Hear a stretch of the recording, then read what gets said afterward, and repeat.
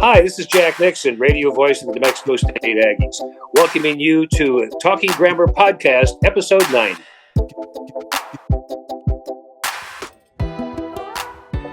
What's going on, everybody? It's Jeff Grammer with the Albuquerque Journal, and as you just heard, this is episode 90 now of the Talking Grammar Podcast.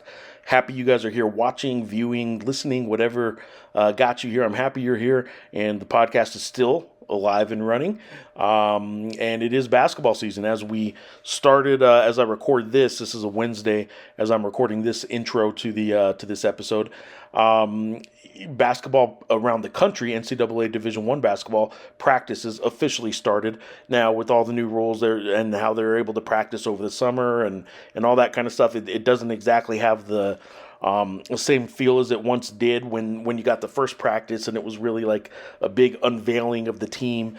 But it is officially now basketball season and official practices have begun. I was at UNM Lobo basketball practice just yesterday and wrote about that you can see it in print in the Albuquerque Journal or online, abqjournal.com/sports if you want to get there one click quicker.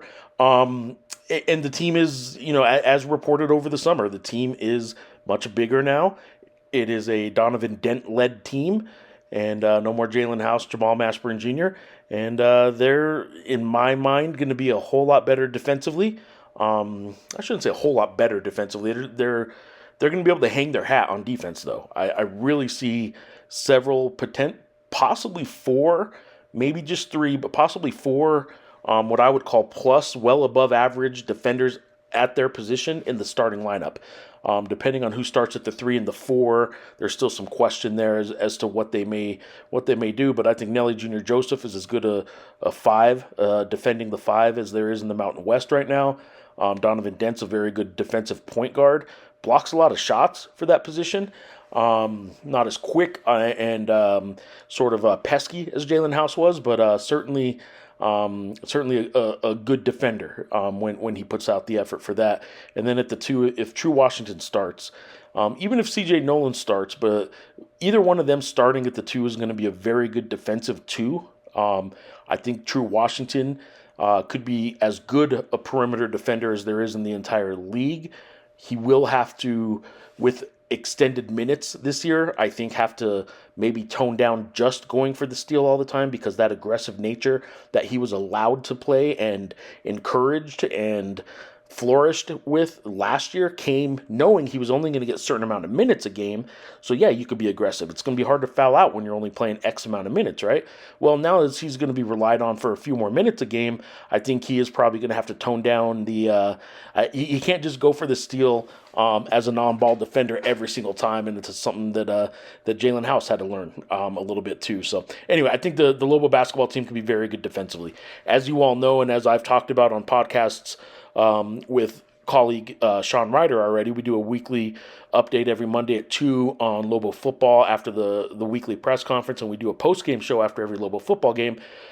My thoughts on conference realignment can be summed up as this. I don't know. As of this recording, we're still waiting and seeing on what UNLV is going to do in the Mountain West and all that kind of stuff. So I'm not going to get into that in this episode right now. This episode has to do, as you heard, with Jack Nixon, the 45 years, more than 4 decades as the voice of the New Mexico State Aggies. This Saturday, he will be calling his final Lobo Aggie football game. He is retiring this year. Was gracious enough to join me on a podcast and talk a little bit about his career, his decision to retire. He's not leaving Las Cruces. In fact, he will still be working in the Las Cruces area he's a news director at a radio station there, and will continue with that. But as far as travel and stuff like that goes, it's a little much now for Jack at his age, but I loved the conversation with him, hearing about his just passion for what he does. And he had 2 things in his life that he really had a big passion for. And when he was younger, he wanted to be in a band, and he was in the Shades when he was a teenager in Omaha, Nebraska, and they called their band the Shades. And we talk about that a little bit. And then when the music and rock and roll band days wound down, he pursued broadcast journalism, and he's been a great one. Aggie fans certainly know that. For those Lobo fans watching or listening to this that don't know that, it's hard to get an opportunity to listen to the calls of an opposing fan base, obviously, because if you are listening just via radio, you're probably listening to the team's broadcast that you follow. Or if you're watching on TV, Jack is usually doing the radio call, so it's hard to listen to radio announcers of too many teams. But if you get a chance in his swan song year, give Jack Nixon a listen, and he's a pro. He's been honored through the years multiple times as just really good at what he does. And after 4 decades, he's been through and seen an awful lot of Aggie football and of Aggie basketball. A lot of success with Aggie basketball down there that he's been the voice of. He's been part of the memory making for hundreds and thousands really of Aggie fans through the years. He's been the voice, the soundtrack to a lot of the memories people have of Aggie basketball. So grateful again for Jack joining me. You're going to get to that conversation in just a minute. Let us know what you think about these podcasts and the live podcast that Sean and I are doing. I'm going to start doing probably on a weekly basis, kind of a live update on basketball. Try and have some guests on, do some reader mailbag stuff, some live question and answer with the viewers online through X or through the journal's YouTube page. Those will all be video based. They will not be available on audio. So those of you listening to this through Spotify, SoundCloud, iTunes, or Apple Podcast rather, however you're listening, unfortunately, those ones are only going to be video based. These ones will continue to be both video and audio based. And right now, the numbers are great on both. So we are definitely not going to quit doing the audio based podcast. That is technically what a podcast is the audio part of it. So we appreciate you, like I said, for tuning in, for listening or watching, and please subscribe to the Albuquerque Journal if you can. Supporting local journalism is what allows us to bring you all the coverage of these local teams. And with everything going on in college athletics, you can see that there's certainly a national slant to a lot of this. The local teams don't get covered unless it's by a local paper, local newscast, stuff like that. So please, when you can, support local journalism. At the Albuquerque Journal, you can do so by going to abqjournal.com/subscribe. You can subscribe to our digital version, our print product, or do a digital print combination subscription. It does help out. And if you want to advertise on this podcast or any of the podcasts that the Albuquerque Journal Podcast Network have, reach out. I'll get you in touch with the right people. Advertising is available for this, certainly. So again, Jack Nixon is our guest. Hope you enjoy this conversation with the voice of the Aggies, who after more than 4 decades is calling it a career after this season, and this Saturday will be calling his final Lobo Aggie football game. So hope you enjoy.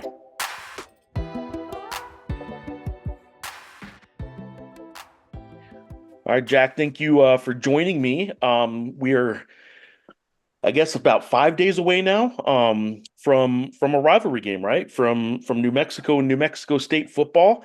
And this will be your final New Mexico State football game because you decided this offseason, or when did you decide that this was going to be your last year?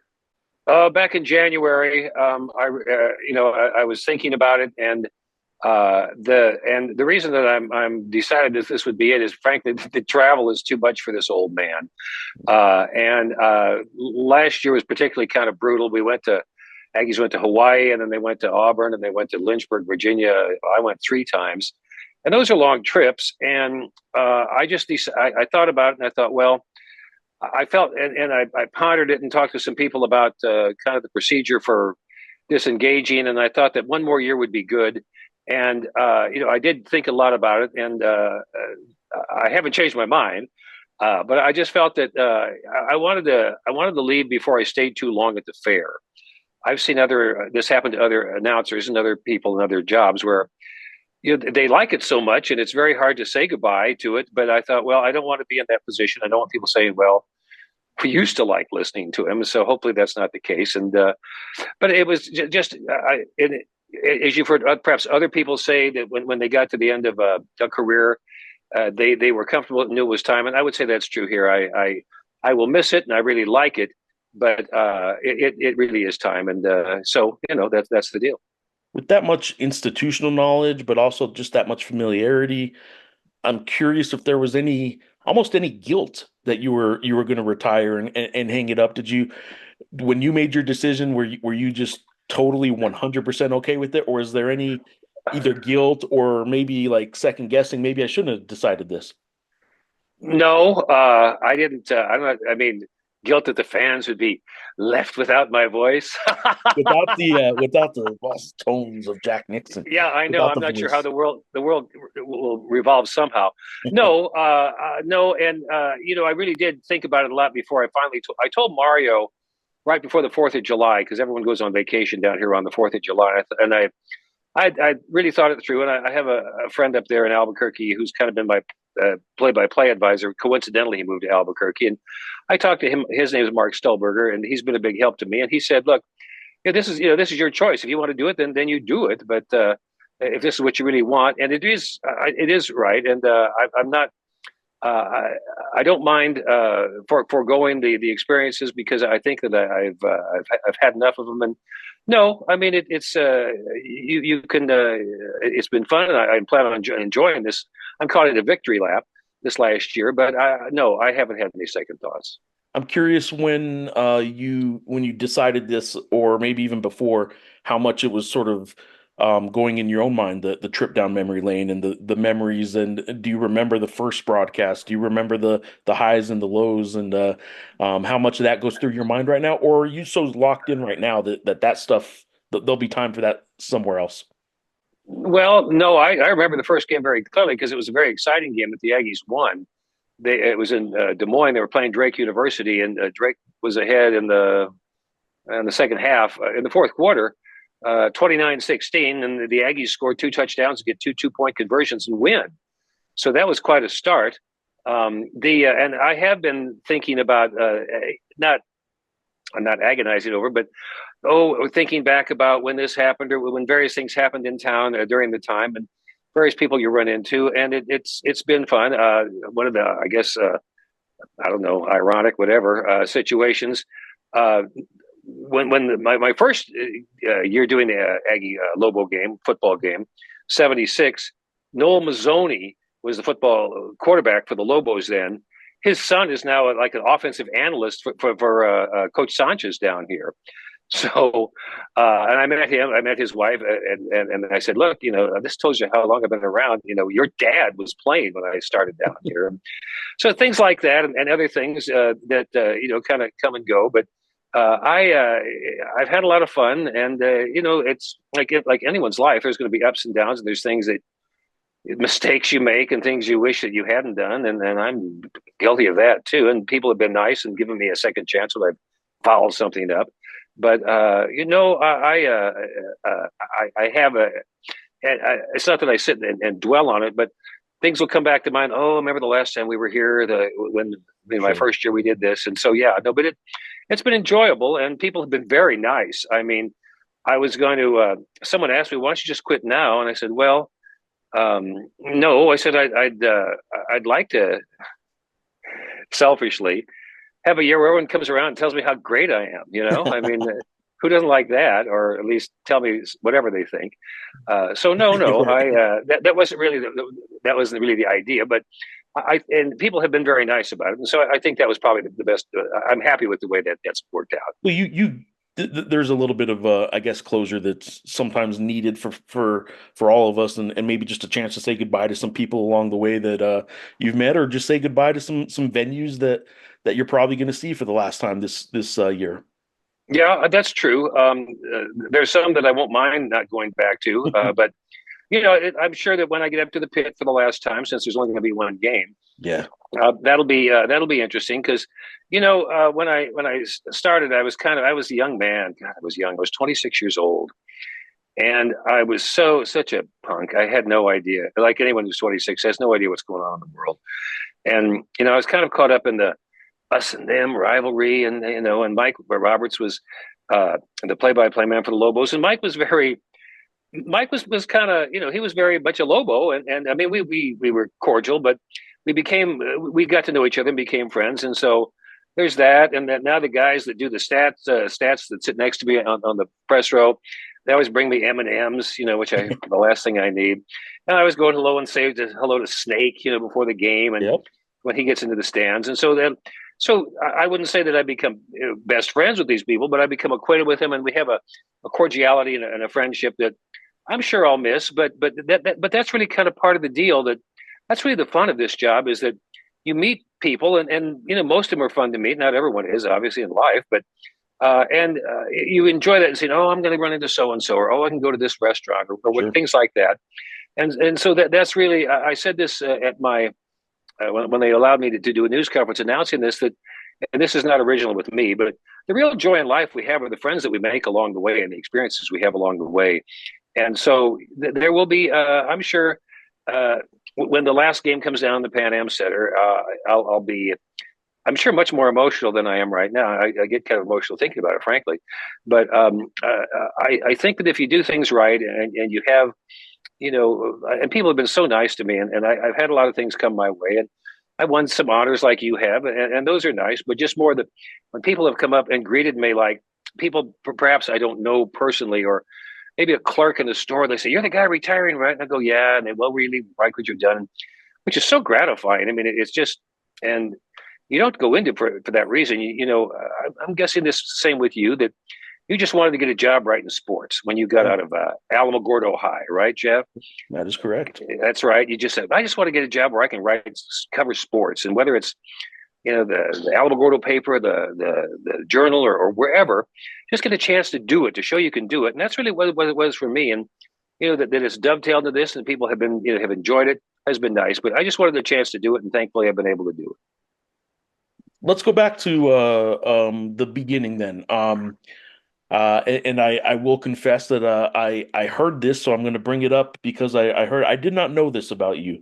Mm. When you were first getting started in broadcasting, I've learned that you kind of had two career paths, that maybe you wanted to do one of two things, and broadcasting wasn't the only one. What was it that you also maybe wanted to do, and what age Well, was? oh, okay. Well, that's true. There are two things in life that I really wanted to do. That I mean, that really mattered to me. And the first one was okay. Well, I was born in 1950, and my parents thought it was. I'll get to the point. I really will. My parents thought it was important for me to learn music, which I think was good. And Yeah. so when I was 10, they bought me an accordion, which was probably not my first choice, but they said, "You're going to learn the accordion." So I learned how to play the accordion, and would go to lessons each week, and my mom would drive me across down to South Omaha, and, to Johnny Swoboda's accordion studio. And so I did that for 2 or 3 years, and then the Beatles came around, and the Beatles seemed a lot cooler than the Johnny Swoboda's accordion band, and in fact they were. And so then, so I had a friend whose dad had a music store, so he learned that he knew how to play the drums. So I wanted to be in a band. I wanted to be in a rock band when I was 13, and so my buddy Greg Critchett, he was the drummer, and we had another friend a woman named Connie Canuso, who played the organ, and two brothers who went to a different high school, but we knew them from junior high. One played the bass, other played the guitar. I played the guitar, and so we had a little rock band called the Shades. And I'll send you a graphic if you want to put it up there. But we all Yeah.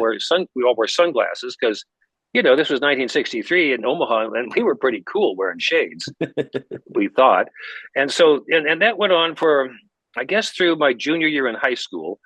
And then, well, Greg got his girlfriend pregnant, so he had to quit the band and start a life. And that kind of signaled the end of that band. And then I was recruited to join another band from some guys up there. And my senior year, when we played through my senior year, Jack's dark history, here it comes. And so then we were playing at a sock hop at a again, I grew up in Omaha. We played at a sock hop in a town called Fort Calhoun, which is out in the sticks away from Omaha. Well, one of the guys thought it would be funny to steal the fire extinguisher out of the gym because we were 17 and we're dumb. So okay, so someone took the fire extinguisher. We all drive back into Omaha and didn't think anything of it. Get back home from like 2 in the morning, and next morning call it 8 in the morning. this is the sheriff of whatever county. What about this fire extinguisher? Well, of course, I did what every kid would do. I lied. I don't know about it. Well, I think I was able to hang on to that for about 40 minutes, and I cracked, and I told my parents, and yeah, another guy did it, and we all rode in the same car, so we were all, technically guilty of this. And so to get to the point, well, nothing really came of it other than we got a good talking to from the judge. And back then we made like $25 total for the job. So we each made $5. I think he charged us. We had to pay like $3.50 each to pay for the replacement of the fire extinguisher. And my parents, on the way back, driving back from Fort Calhoun, my dad gave me the look like, this is the end of your music career, don't you? And I said, yeah. And it kind of had run its course anyway. I had no, although it was fun, I had no illusions that I was going to be able to, I wanted to go to college, and I wasn't going to be able to do this in college. And the other band, it had run its course. So I was able to do that, and I got that out of my system. And then when I got to college, again, I didn't know what I wanted to do, but there was a sign-up sheet for the campus radio station. And I thought, well, gee, that looks like fun. And so eventually I became, the seniors got to do the play-by-play, but when I got to be a junior, I got to try to do that. And, was able to do it a little bit. Yeah. I got a job then. I transferred to the University of Kansas. And my senior year, the station in Lawrence said, we want you to do, would you like to do the Lawrence High basketball play-by-play? Because the owner's son did the football. That was considered a bigger deal. And so I said, yeah.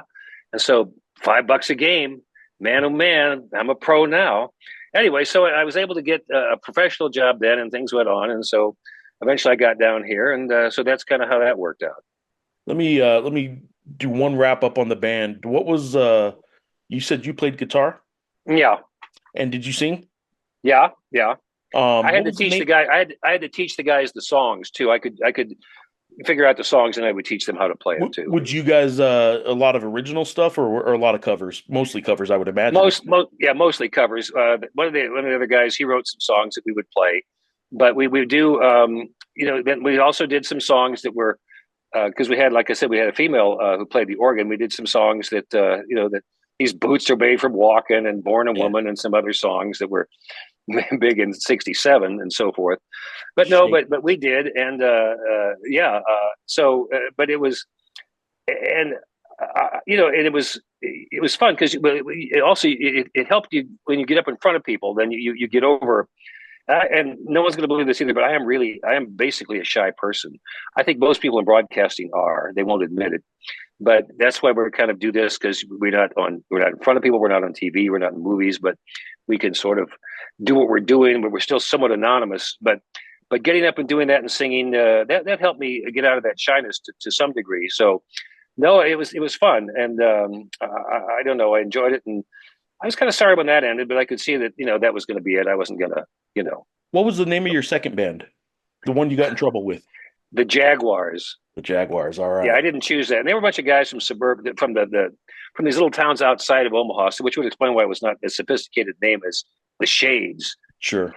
The Shades. I do like the Shades better than the Jaguars, that's for sure. Yeah. I will say when I got into sports writing, it had to do with the fact that my high school had an actual school paper that printed once a month is all, but printed 2 pages or 4 pages in the Alamogordo Daily News, and that got me into writing in high school. So I knew in college that what I wanted to do, but you need that opportunity presented to you, and your opportunity presented at the University of Kansas when you went there. You said your junior and senior year is when you were able to start doing radio. Is that? Yeah. There's a student radio station there. At the time it was a carrier current station. What that means, it was basically like a cable thing. Okay. It would go into the dorms and the fraternity houses. It wasn't over the air broadcasting. So it went through, I think, the phone line somehow. And so the students who in the dorms or whatever, they could turn it to a certain frequency, and they'd hear us doing our thing. And so I was listening to someone was doing it was like an exhibition game, and they were terrible. And I called up and I said, is that your regular play-by-play man? They go, well, he's not very good. We're looking for someone. So I went down and I talked to them, and they said, yeah, if you want to do it, go ahead. Well, this was 1970-71 season. KU goes to the Final Four that year. And so the student station, we raised money and sold like little buttons and other things because we wanted to pay our way to go down and broadcast these games too. Now we weren't they had a flagship station on the network, Sure. a real broadcast setup. So we raised the money, and someone's uncle had a gigantic Cadillac that we could all ride in. So we ride down to Houston. It was in the Astrodome. And so the Final Four was in the Astrodome that year. So we ride down to Houston and stay in some dumpy hotel, and like all of us in the same room or something like that. And remember, we get into the Astrodome, and for the first time, and we are just blown away. It's amazing. My God, it's just so huge, and this gigantic building. And, we're just these corn muffins from Kansas down there, and looked at this place. I went back with the USFL a few years later, and I was thinking, what was I so? Time had passed the Astrodome by 1984, Yeah. and because they're much better dome stadiums and things like that. I thought, what? Of course, when you're new to everything, it was like. But so my first year doing play-by-play, I got to do a Final Four on the student station, but that was kind of a nice start to that too. All right, Lobo Aggie basketball or football through the years. Obviously, you've had a lot of big games that had nothing to do with the Lobos, but I am curious, since this is rivalry week, do you have any highlights on either sport, basketball or football, that stand out in the rivalry? Yeah, and I don't have the date here of this game. It was in the '90s, maybe '94. There was a game where down here where the Lobos got the lead. It was back and forth, back and forth. Lobos get the lead late, and with like a minute or 2 minutes to go, the Aggies drive down and win. And we that year, the athletic director was a guy named Jim Paul, and he started an event called Aggie Alley, where they had vendors and things to draw people. And so I called this Miracle on Aggie Alley. Ty Hodling was the quarterback, leads the Aggies down, last minute play, throws a pass to Ryan Shaw, who's a Las Cruces kid. Aggies win down here. That was one. Another time up in and I apologize, I don't have these dates. Another time, Aggies and Lobos are playing. Probably Tony Samuel was the coach. Brian Urlacher's senior year, whatever year that was up there. I think I know which game you're talking about, because I was at the Roundup at the time, and I remember getting to cover this game up in Albuquerque. If it's assuming it's the same one, if it was Urlacher, I mean that was the year he was Mr. Everything. Yeah, and I'm not going to give you a highlight where the Aggies don't win, Jeff. I know, right? Yeah. So and Urlacher was unstoppable. They would throw to him for like 2-point conversions, throw the passes to him, and so the Aggies, of course, he's big and strong. Aggies couldn't stop him. Well, Lobos are ahead, and I don't remember the exact score, but the Aggies punt the ball back. Urlacher fumbles the ball. Yeah, and other than dating Jenny McCarthy, that might have been the only mistake he ever made, in his life. So the Aggies recover the ball. They drive down. They run a fake field goal, and my broadcast partner Corey Lucas scores a touchdown. The Aggies, kick the point and win and beat UNM up there. That's probably is that the game you're thinking of? It is the game I'm thinking of, but I totally forget that Corey scored a touchdown in that game. That part I had forgotten about, and I know Corey. Corey and I were neighbors my freshman year of college. I lived right off campus, and I lived in an apartment complex, and he was there with some other football players. So I've known Corey since college. I forget that Corey scored the touchdown in that game. Yeah, we ran that play a couple times, and so he scored both times. I tease him saying he has the highest carry to touchdown ratio of any Aggie player. He said he dated your roommate for a while too, Jeff. Do you remember that part too? Yeah. Yep. That is accurate. That is accurate. Suzanne. He dated Suzanne for a while. That's correct. I forgot about that too. He is one of the West Mesa boys. I think they were 45 West Mesa high school guys, kind of living in the apartments, not all in the same apartment, but living there. And one of those West Mesa guys I ended up becoming really good friends with, and was later a roommate of mine. I was the best man in his wedding. So yeah, the West Mesa connection and the Alamogordo High connection was a weird one, but that's what colleges do, right? They people from all over the place. One other thing. I'm not sure if this qualifies as a highlight, but it's certainly notable. I also broadcast the games that Phil Maloof played in as quarterback for the Aggies, the few times he played. Nice. He played a few snaps in 89, 88 and 89. So He did Uh, play, and I yeah. know the Maloofs are obviously everybody knows the Maloof name in New Mexico. Most people, I think, probably know the Maloof name in Albuquerque. So you did that one. You covered one of my good friends from high school from Alamogordo, Tim Englehart, for 4 years, Mm, and hmm. a few Alamogordo people through the years. Nick Sakeva I graduated with as well, who never played in high school and ended up being a pretty solid kicker for the Aggies. Um, I guess what is next for you? I obviously retirement, but do you know what is next? Are you going to be at games ever? Oh yeah. I do the news for Bravo Mike Communications. I'm the news director for a radio station group here. I'm going to keep doing that.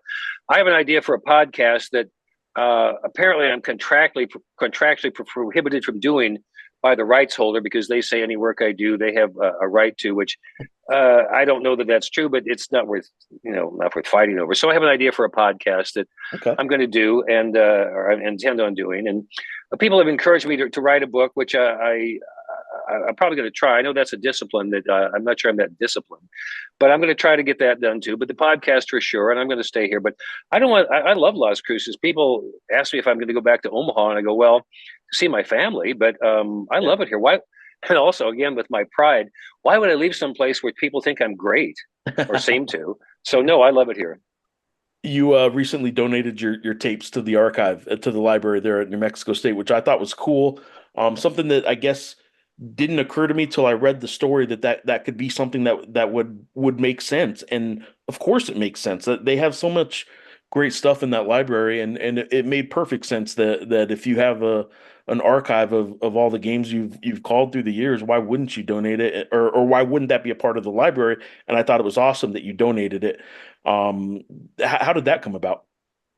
Well, I've got all these. I had all these cassette tapes, and I figured out a way to convert to dub them to digitize them. So I did that with I've been recording things on a digital for the last few years, but then I dubbed the game where the Aggies beat Indiana State and Larry Bird, and dubbed the game where and these cassette tapes they're still okay, but I didn't want to mess with them too much because they're not fragile, but I didn't want to screw them Right. up.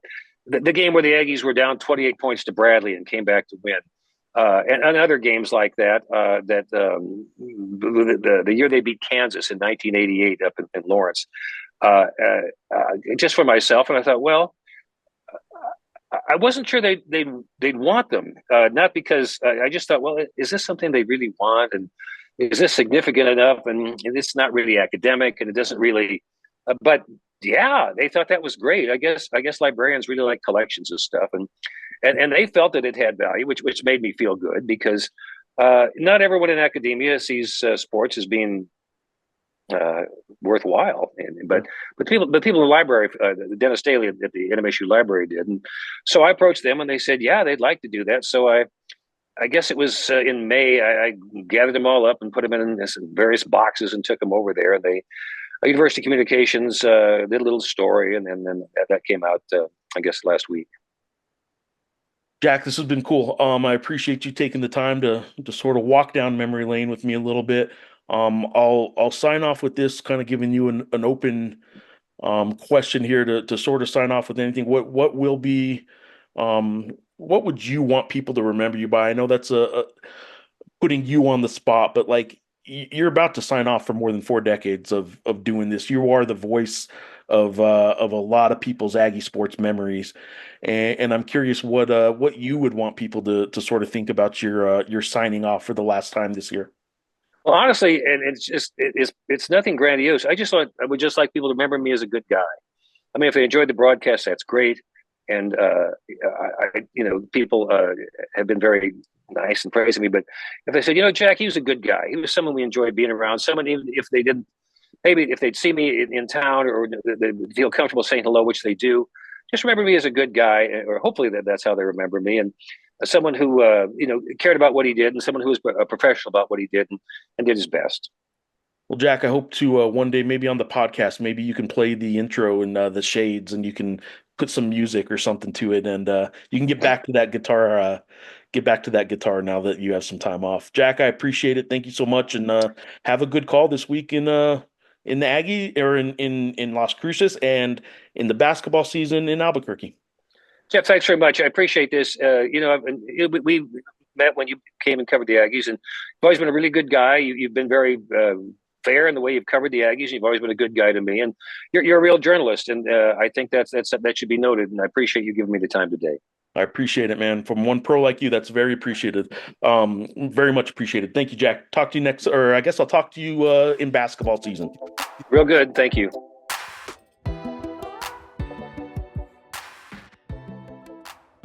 All right, there you go. There's my conversation with Jack Nixon. Hope you enjoyed that. Very grateful that Jack gave us the time to talk about his career, talk about his decision to retire, talk about the shades a little bit, and the rock and roll career that never really came to be.